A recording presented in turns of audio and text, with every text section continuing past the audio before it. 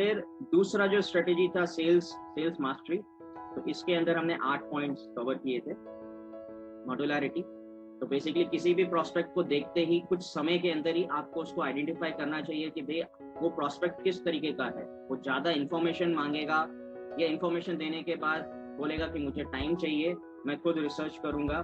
तो ये कुछ 5 कैटेगरीज दिए थे, तो उसके अंदर आपको उसको तुरंत ही आइडेंटिफाई करके उसको उस कैटेगरी में डाल के आपको इन्फॉर्मेशन, आपको उसकी जो बातचीत आप करेंगे, जो आप चीज़ उसको डिलीवर करने जाएंगे, वो उसी लेवल का होना चाहिए।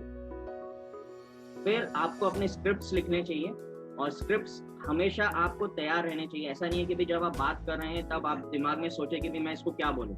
तो आप कुछ अपने 20 से 25 स्क्रिप्ट रेडी करके रखेंगे इनवाइट करने के लिए, किसी को फॉलो अप करने के लिए, क्लोजिंग के टाइम आपको क्या बोलना है, डेमो खत्म होता है तब आपको, जब आपके प्रेजेंटर बोलते हैं कि भाई आप कुछ ऐड करना चाह रहे हैं, तब आपके स्क्रिप्ट्स हर वक्त रेडी होने चाहिए। आप एकदम स्क्रीन पे ब्लैंक नहीं दिखने चाहिए कि भाई नहीं अब आप क्या बोलने वाले। तो ये स्क्रिप्ट रेडी रखिए। हर एक चीज जो आप करते हैं, डिलीवर करते हैं किसी को भी, आप वैल्यू ऐड कीजिए, क्योंकि जब आप वैल्यू ऐड करेंगे तभी प्रोस्पेक्ट को अच्छा लगेगा, उसको लगेगा कि भाई हाँ ये मेरे लिए कुछ किया जा रहा है और मेरे लाइफ में ये वैल्यू ऐड करेगा। जैसे कि हमारा प्रोडक्ट एनर्जिक का कैंगन वाटर एनर्जी, आपको डिजायर जनरेट करना होता है प्रोस्पेक्ट के मन में, तभी वो जाके प्रोडक्ट को लेगा, और वो कुछ इमोशनल डिजायर होना चाहिए उसके लिए।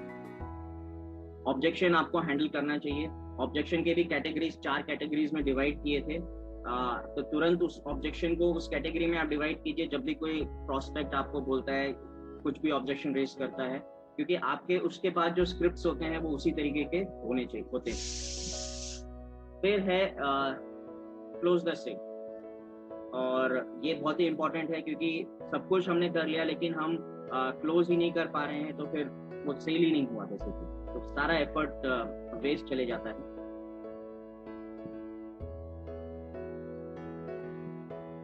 ओके, कल मैं एक चीज भूल गया था, फॉलो अप मैं मिस हो गया था, मेरे को बीच में याद आया था। मैं जस्ट एक ऐड करना चाहता हूँ फॉलो अप। सेल्फ एनालिसिस तो हमने कर ही लिया था, लेकिन फॉलो अप में आपको बताना चाहता हूँ कि फॉलो अप में एक एग्जाम्पल दिया गया था, लाइव एग्जाम्पल था। एक कार डीलर का एक सेल्स पर्सन था, वो किस तरह से फॉलो अप करता था या वो किस तरह से रिलेशन मेंटेन करता था। उसने एक कार बेच दी सक्सेसफुली, उसने एक बेच दी। फिर उसने क्या किया कि भाई जो उसका कस्टमर बना, ठीक है, कस्टमर का उसने रिकॉर्ड रखा कि भाई उसका बर्थडे कब आता है, उसके फैमिली मेंबर्स हैं तो फैमिली मेंबर्स का बर्थडे कब आता है, वो सब कुछ उसने नोट करके रखा। अब उसके बाद वो क्या करता कि भाई जब भी, जैसे फॉर एग्जांपल वैलेंटाइन डे आता, तो एक छोटा सा कार्ड उसको लिख के भेज देता। ये बहुत पुरानी बात है, जीवन ने एक एग्जांपल दिया था, कोई बुक पढ़ी थी उसने, उस बुक से वो एग्जांपल दिया था। वो सेल्स पर्सन क्या करता था कि भाई उसने सिर्फ बेच दिया, वहीं तक उसका रिलेशनशिप सीमित नहीं रहा। और कार जैसी चीज है जो एक बार बेच देते हैं तो सेल्स पर्सन दूसरी बार वो दिखते भी नहीं। लेकिन इन्होंने क्या किया था, काफी सीनियर सेल्स पर्सन थे वो, इन्होंने क्या किया था कि भाई कार बेचने के बाद उन्होंने पूरा डेटा मेंटेन करके रखा था कि कब बर्थडे आता है, वैलेंटाइन डे के दिन मेरे को किस किस को विश करना चाहिए। एक छोटा सा कार्ड, अब जैसे हमारे यहाँ तो दिवाली है, दशहरा है, तो बहुत सारे फेस्टिवल्स हैं, तो एक छोटा सा कार्ड लिख के हैंड रिटन वो उनको पोस्ट कर देता। तो लोगों के मन में ये था कि भाई अरे ये तो मैंने इतने साल पहले कार खरीदी थी, मेरे को ये अभी तक एवरी ईयर मेरे को ये एक ग्रीटिंग भेजता है।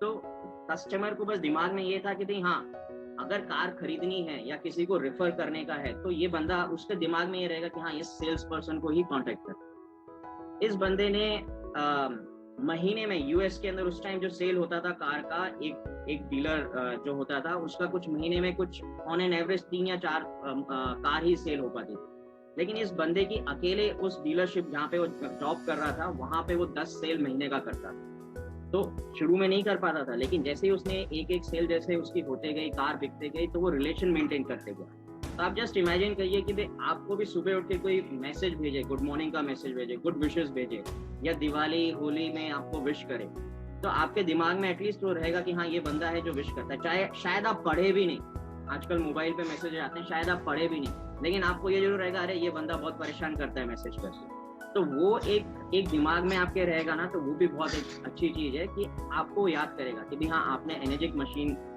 दी थी, लेकिन उसके बाद आप उसको भूले नहीं। आप उसके साथ रिलेशनशिप कंटिन्यू कर रहे हैं, किसी भी फॉर्म में। सेल्फ एनालिसिस बता ही दिया था, मैं ज़्यादा उस पर टच नहीं करूँगा क्योंकि रिकैप है।